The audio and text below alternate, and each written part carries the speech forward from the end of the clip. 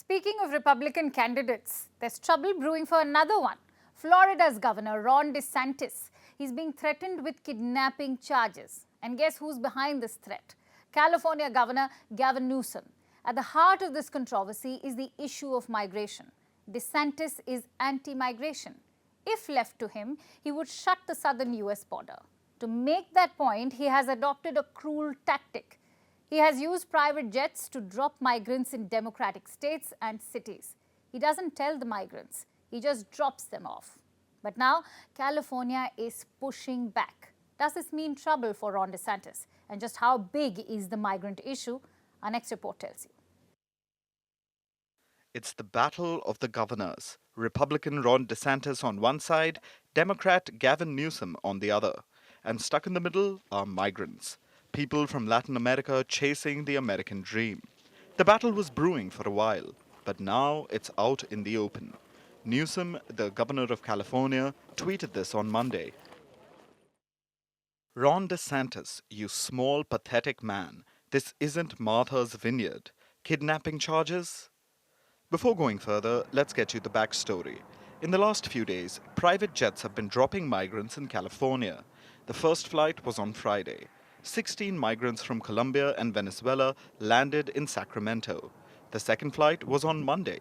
This time, 20 migrants were dropped. We had no idea that they were coming, but my staff quickly found some of our community folks who work with the immigrant community. Two questions arise. Where did these migrants board the flight? And who organized them? The first question's answer seems to be Texas. A lot of migrants cross over to the US via Texas. Once there, they seek asylum.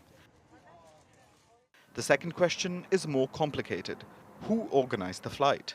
The migrants carried papers that say Florida was involved. Now, Florida's governor is Ron DeSantis. He's a hardline Republican. He's tough on migration as well.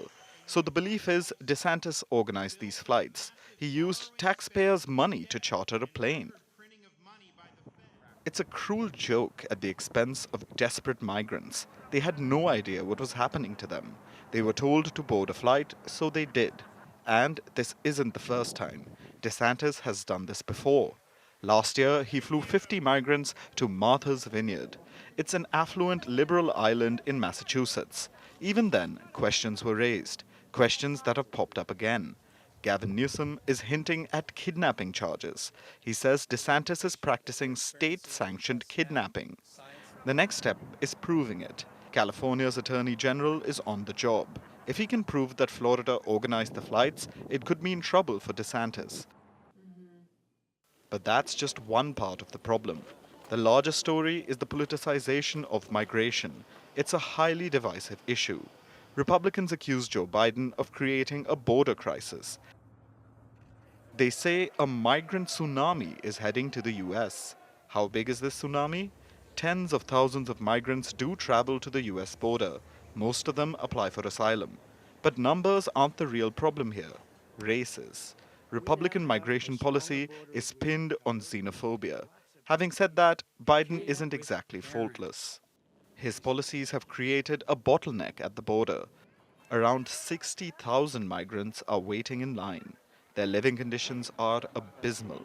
It's easy for US leaders to play politics with migrants, but their policies contributed to this. Successive US governments plotted coups in Latin America. They funded drug wars and interventions. The migrants are fleeing the instability caused in some part by the US, so turning them away is not an option. But neither is flying them to California without permission.